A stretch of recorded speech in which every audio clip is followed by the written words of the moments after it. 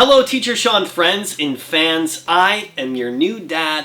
Welcome back to yet another educational English video. Today we are going to talk about something very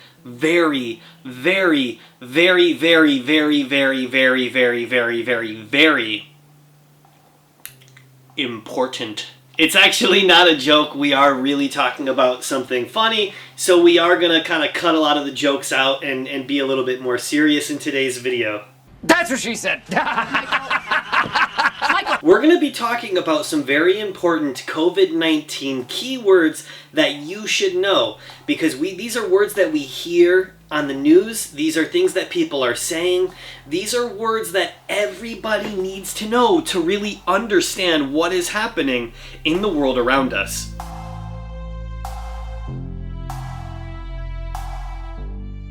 So, before we jump into this video, let me quickly remind you that I am giving away $25 in Amazon or iTunes gift cards at the end of the month. And whoever wins, you get to pick what you want. You want $25 in Amazon, $25 in iTunes, it's up to you. The only way to win is very simple. You only need to follow these 3 easy steps. I want you to subscribe to this channel and ring the little bell for notifications. Then, I want you to smash that like button on this video. And lastly, leave me a comment in the comment section down below. All 3 of those things, if you do them, you're automatically entered into the contest, and truly, I hope you win. But for now, let's learn some English.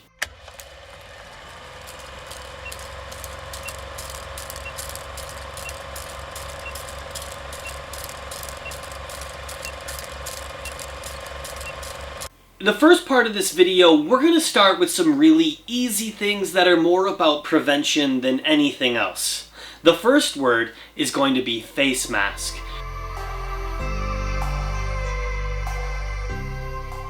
There are many different types of face masks, and people are really debated on whether these face masks actually help you or if they don't.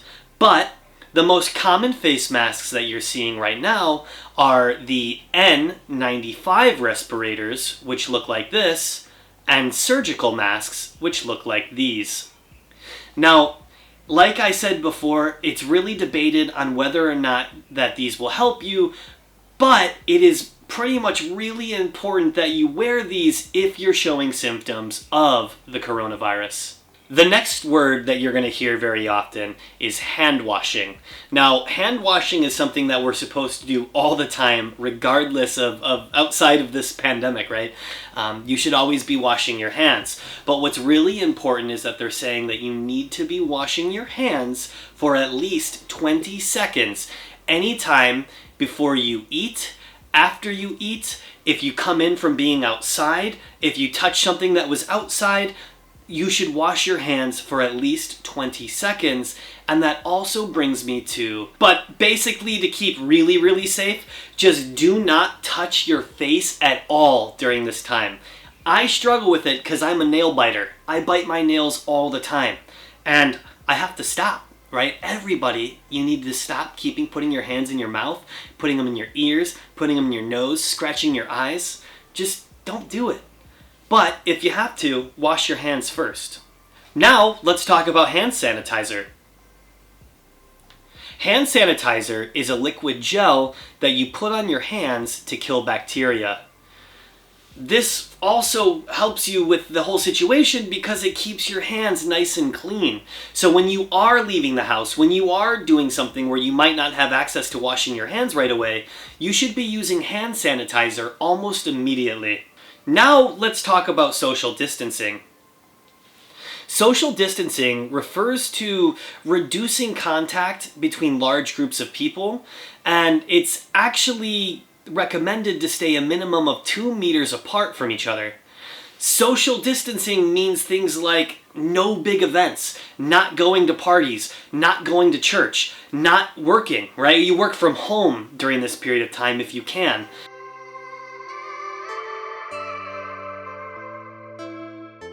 And now at this point, we're going to start looking at the really official, very serious, and maybe difficult to understand words that you're hearing or reading in the news, all right? Or you're reading it online on social media. These are the key words that you definitely need to understand, that even I needed to look up some of the definitions for these. So this isn't something that's just, you're not American like me, so you can struggle to figure out what it means.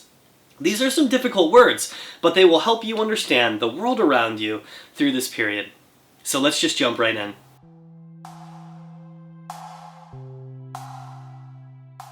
So the first word we're going to talk about is the word apex. Apex means the tip, the point, the vertex, the summix, the climax, or the peak. In relation to COVID-19, apex can be used to refer to the highest number of cases in a region or country, after which the rate of infection begins to slow down.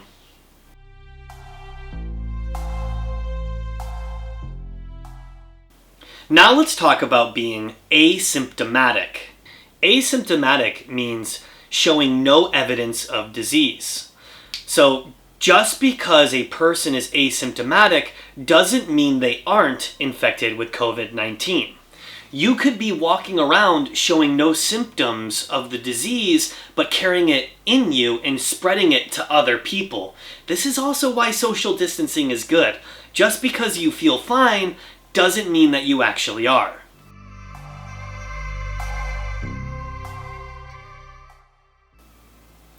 The CDC is the Centers for Disease Control. CDC stands for the Centers for Disease Control and Prevention. It is a U.S. federal agency based in Atlanta, Georgia. According to its mission statement, the CDC works 24/7 to protect America from health, safety, and security threats, both foreign and in the U.S. Whether diseases start at home or abroad, or are chronic or acute, curable or preventable, human error or deliberate attack, CDC fights disease and supports communities and citizens to do the same. So you'll often during this time hear the CDC being talked about like, oh, the CDC says this, the CDC says that. That's who the CDC is. It's like just America's WHO.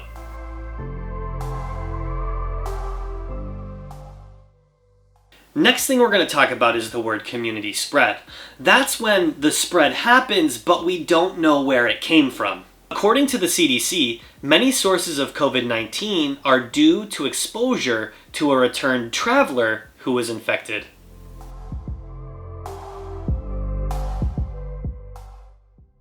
The next word is the word communicable. Communicable means capable of being easily communicated or spread or transmitted. COVID-19 is a communicable disease. Now let's talk about contact tracing, which is finding out who has had contact with somebody that was infected. Contact tracing is finding out all of the people who have come in direct contact with a person infected with a disease, quarantining such people, known as contacts, and isolating them. If they become infected, it helps slowing the spread of the disease.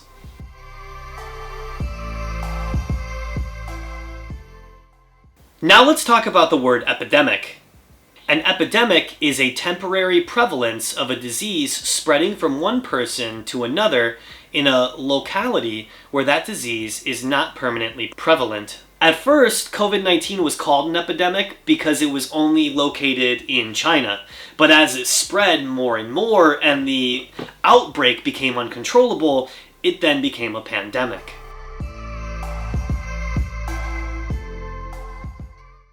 The next one we're going to talk about relates to the workplace, and that is furlough. A furlough is usually a temporary layoff from work.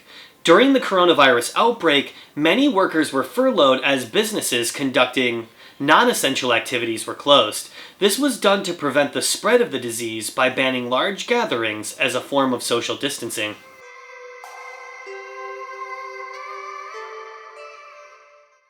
Now let's talk about immunity. Immunity is the state of being immune from or protected from a disease or insusceptible to a particular disease. the condition that permits either natural or acquired resistance to the disease. So right now, humans are not immune to this virus, right? Anybody alive can get it.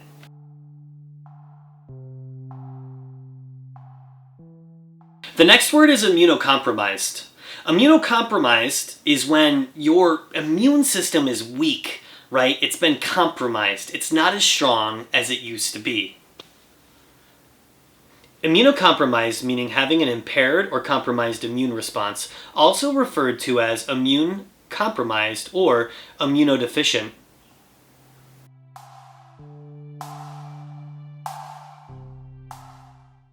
Now let's talk about incubation period.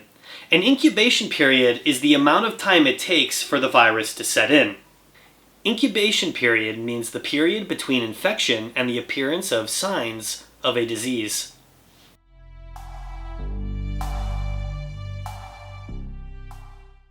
Now let's talk about a pandemic, because a pandemic is when a disease is uncontrollable and it's spreading all around the world. Pandemic is a disease prevalent throughout an entire country, continent, or the whole world.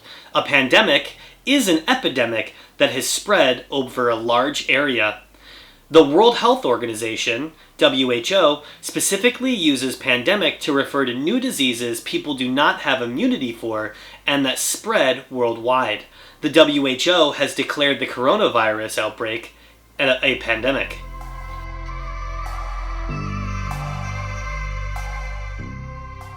Next up, we have the word quarantine. A quarantine is a strict isolation imposed to prevent the spread of a disease. In public health, people are placed in quarantine when they are not currently sick, but have been or may have been exposed to a communicable disease. This helps to stop the spread of the disease. And let's quickly touch on that, because then you have self-quarantine, which is what most of the people worldwide are doing. That's when nobody's forcing you to do it, right? Nobody has a gun to your head saying, you need to stay at home or you're going to jail, right? You just do it because you don't want to get sick, so you stay home. Like here where I live, I was quarantined, self-quarantined from all through February and the first part of March. I was not leaving my house. I wasn't really supposed to leave my house, but I wouldn't have gotten in trouble if I did. But self-quarantining and quarantining are just a little bit different.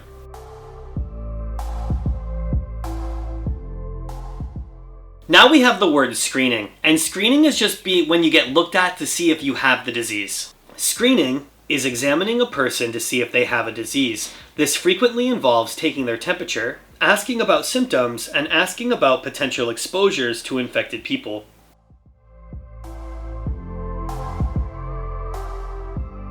So earlier when we talked about quarantine and we talked about self-quarantine, similar to that is shelter in place. Now, shelter in place is when the authorities basically tell you to self-quarantine. I know, it sounds a little bit crazy, right? You're not going to a special place to quarantine. Like in many places they have the quarantine hotels. You're not going to a quarantine hotel. What you're doing is staying at your house, and you're being safe in your house. In general, shelter in place is an order to stay safe in a place indoors due to an emergency, until given permission by authorities to evacuate. The specifics of a shelter-in-place order varies depending on the emergency, but during the coronavirus outbreak, shelter-in-place refers to the orders for people to stay at home and not leave unless absolutely necessary. They are put into a place to prevent the further spread of the disease and allow health professionals to more effectively treat patients. But keep in mind that a shelter-in-place is much less strict than you'd have with quarantine.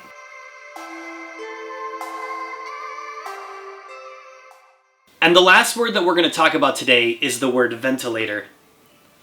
A ventilator is a machine that helps a patient breathe. It pumps oxygen into the lungs and removes carbon dioxide through a tube. In medicine, ventilate can refer to oxygenating the blood, for example, supplying it with oxygen or helping someone breathe using a mechanical ventilator. Because COVID-19 is a respiratory disease, it can cause lung inflammation, which makes it hard for patients to breathe. That's why ventilators are necessary to help treat some patients with the infection, depending on the severity of their symptoms. Alright, now that was a lot of words, and this video is getting a little bit long, so we're going to stop it here. I really hope that you guys could memorize some of these. Let me know in the comment section what you're doing to prevent the spread of this disease and how you're staying safe. Now, for some affirmation.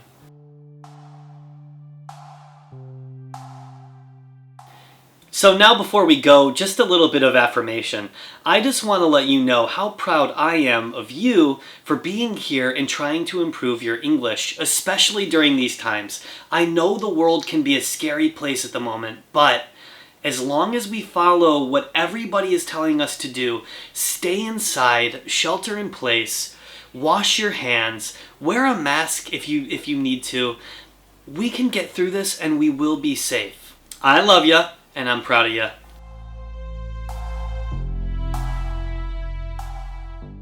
Alright, here we are at the end of the video, and if you're still here, I just really wanted to say thank you so much for watching till the end. It does a lot to help my videos grow, and it helps grow my channel, so thank you so much for being here. If you haven't done it yet, we are giving away $25 at the end of the month, and when I say we, this is a one-man show. I'm giving away $25. So all you have to do is like, comment, subscribe. It's that easy, and I really hope you win. Thank you so much for helping me, and I'll see you next time.